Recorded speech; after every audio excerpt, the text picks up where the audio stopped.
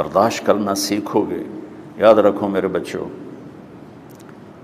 اگر آپ صبر سیکھ گئے تو کوئی آپ کو پکڑ نہیں سکے گا۔ یہ جو ریسنگ گاڑیاں ہوتی ہیں نا، فراری اور مختلف ان کے نام ہیں، مشہور فراری ہے، اٹلی میں بنتی ہے، لیمبرگینی، یہ دونوں بنتی ہیں وہاں اٹلی میں، اور اس میں جو آدمی جا رہا ہو اس کے لیے سپیڈ لمٹ کی قید کوئی نہیں، ورنہ سب گاڑیوں پہ 120 کلومیٹر پر کے اوپر جائیں گے تو جرمانہ ہوگا، لیکن جو آدمی لیمبرگینی میں جا رہا ہے یا فراری میں جا رہا ہے اس کے لیے کوئی جرمانہ نہیں، چونکہ وہ یوں کرو تو 1 سیکنڈ میں وہ 120 پہ چلی جاتی ہیں، صرف اتنا کرنے سے شوں ایسے جاتی ہیں۔ تو میں آپ کو ایک لیمبرگینی دینا چاہتا ہوں، فراری 8 کروڑ کی ہے، فراری 8 کروڑ کی گاڑی ہے فراری۔ کئی دفعہ وہاں جب جاتا ہوں تو کوئی نہ کوئی بٹھا دیتا ہے، یہ آپ کو ذرا سیر کرائیں، وہ ہمارے کو تو شوق کی کوئی چیز ہے نہیں، وہ نوجوانوں کے شوق کی چیز ہے۔ تو 8 کروڑ کی گاڑی ہے، میں مفت آپ کو دے رہا ہوں، وہ ہے صبر۔ آخرت کے سفر میں اگر تیز چلنا چاہتے ہو، سب سے آگے نکلنا چاہتے ہو، تو صبر کی فراری پہ سوار ہو جاؤ، تمہیں کوئی پکڑ نہیں سکے گا، تمہارے کوئی قریب بھی نہیں آ سکے۔ کہ دنیا میں صبر کرنے والوں کا قحط آ گیا، بڑے بڑے علماء ہیں اخلاق سے خالی، بڑے بڑے علماء ہیں صبر جانتے ہی نہیں، اور پورا معاشرہ سر علماء، تم کل کے علماء ہو اس لیے علماء کی بات کر رہا ہوں، ورنہ پورا معاشرہ میرے بچوں صبر سے خالی ہے۔ تم سیکھو۔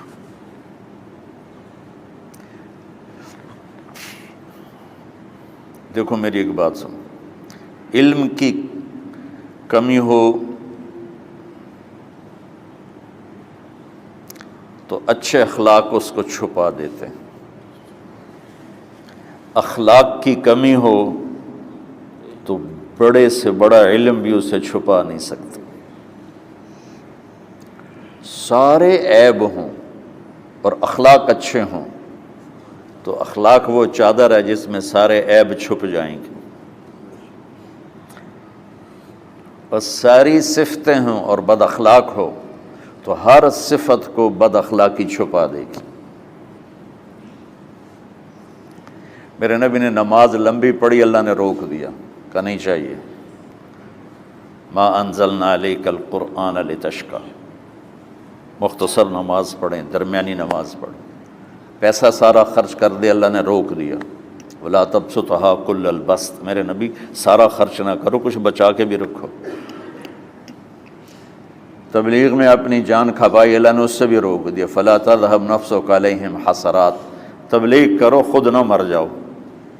تبلیغ کتنا بڑا عمل ہے، اللہ نے کہا اعتدال۔ نماز کتنا بڑا عمل ہے، اللہ نے کہا درمیانہ ہاتھ رکھو۔ مال خرچ کرنا کتنا بڑا عمل ہے، اللہ نے کہا درمیانہ ہاتھ رکھو۔ جب میرے نبی نے اخلاق میں بلند پرواز دکھائی تو اللہ نے کہا شاباش انک لعلی خلق عظیم، میرا نبی میں آپ کو شاباش دیتا ہوں، آپ کے اخلاق بڑے عالی شان ہیں۔ یہ نہیں کہا کہ اتنے بھی ذرا تھوڑا اکھ بھی کھائی کر، کوئی کوڑا ہویا کر۔ تو تم مولوی بڑے غسیلے ہوتے ہو، تم میرے بچے بیٹھو نا، اس لیے بات کر رہا ہوں۔ صبر نام کی شے ہی نہیں ہوتی۔ فقہ پڑھنا تو ہماری مت ماری جاتی۔ قرآن کو بھی فقہ کے انداز میں پڑھتے ہیں، حدیث کو بھی فقہ کے انداز میں پڑھتے ہیں۔ بخاری سے زیادہ امام بخاری پڑھاتے ہیں۔ ترجمۃ الباب پہ اتنا وقت لگا دیتے ہیں کہ حدیث جو اصل چیز ہے اس کی طرف توجہ نہیں جاتی۔ امام بخاری کی کتاب کا مقدمہ کوئی نہیں، تو اس پر جب بخاری شروع ہوتی ہے تو ہفتہ ہفتہ اس پہ سبق چلتا ہے کہ امام بخاری نے مقدمہ کیوں نہیں لکھا، جی میں سارے مل کے یعنی امام صاحب نے تو گلاں کیتی جانا۔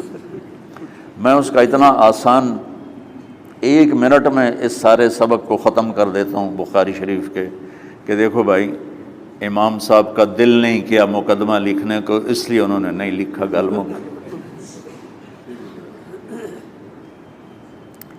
ایک حدیث کے عنوان اور حدیث میں جوڑ نہیں تھا، تو شیخ رمزی بہت بڑے فاضل آدمی ہمارے فیصل آباد، میں نے کہا شیخ یہ جوڑ کوئی نہیں، کہ شیخ ھذا من اصعب ابواب البخاری، یہ بخاری شریف کے مشکل ترین ابواب میں سے۔ میں نے کہا بڑا آسان کام ہے، امام بخاری بھول گئے، ترجمہ کوئی اور تھا، حدیث کوئی اور لکھ دی، بھول گئے، بشر ہی تو ہیں، کیوں بچوں نے مصیبت وچ پان دیا۔ تو بچوں شوق سے جاؤ، بہانے نہ کرو، ہماری ذرا تھوک ڈال کے پیٹ میں درد، وہ شامہ پہ جان گیا پھر توڑیاں۔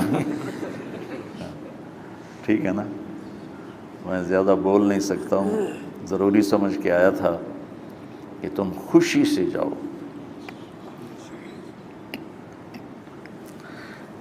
پھر اس میں جو ناگواری آئے گی اسے برداشت کرو گے تو پھر آپ کا صبر بڑھے گا۔ تمہیں صرف میری شہرت نظر آتی ہے، اس میں جتنا مجھے صبر کرنا پڑا ہے وہ تمہارے سامنے نہیں ہے، جتنی کڑوی گولیاں میں نے کھائی ہیں لوگوں سے وہ تو تمہیں نہیں پتہ۔ اب تمہیں اتنا نظر آتا ہے کہ واہ واہ ہو رہی ہے آگے پیچھے لوگ، میرے اللہ کا کرم ہے، میری کیا اوقات، آج ہوں کل مر جاؤں گا، اولاد کو بھی یاد نہیں رہے گا کہ طارق جمیل کون تھا۔ جو ہے اس میرے رب کا کرم ہے، مجھے اپنی شہرت سے کبھی دھوکہ نہیں لگا، تو میرے بچوں اس لیے بتا رہا ہوں، کوئی فخر نہیں، کہ مجھے اپنی شہرت سے کوئی دھوکہ نہیں، ایک لمحے کے لیے بھی مجھے دھوکہ نہیں، میرے دل کی گہرائیوں یہ بات اتری کہ سب میرے اللہ کا فضل ہے، اور برائی کرنے والا اور اچھائی کرنے والا میری نظر میں برابر ہو گیا ہے۔ برابر ہونے کا مطلب پہلے سمجھو، تم مجھے گالی دو گے مجھے تکلیف ہوگی، تو میری تعریف کرو گے مجھے خوشی ہوگی، اس کو برابری نہیں کہتے، وہ تو ایک طبعی چیز ہے۔ یہ میں نے ہاتھ پہ اپنا ہی ہاتھ مارا تو اس کو درد ہو رہا،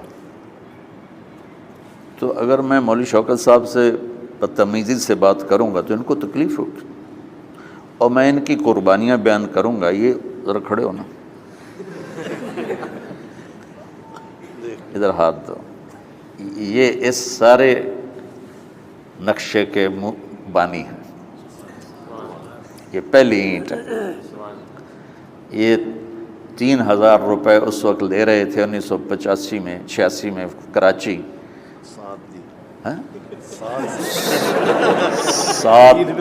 7,000 ان کی تنخواہ تھی، اور میں نے ان کو تلمبے میں بلایا 900 روپے مہینے پر۔ کتنا فرق ہے 7,000 اور 900 کا؟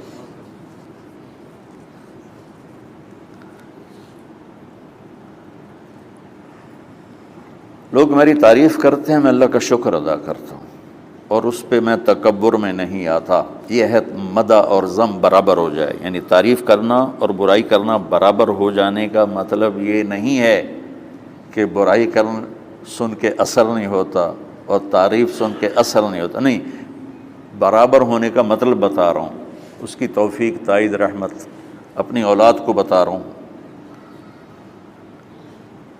کوئی میری تعریف کرتا ہے، میں اللہ کا شکر ادا کرتا ہوں اور اپنے آپ کو بھولتا نہیں ہوں۔ کوئی میری برائی کرتا ہے تو میرے دل میں اس کے لیے کوئی منفی جذبہ نہیں پیدا ہوتا۔ یہ ہے اچھائی برائی کو برابر کر دینا۔ کہ میرے اوپر مختلف الزام لگتے ہیں تو میں ان کو پی جاتا ہوں، اور اس طرح کا معاملہ کرنے والوں سے اپنے دل کو بالکل صاف رکھتا ہوں، بالکل صاف، اور میرا ان سے معاملہ اسی طرح ہوتا ہے جیسے پھر آؤ جی اپنی وجہ سے کبھی کسی سے قطع تعلق نہیں کرتا۔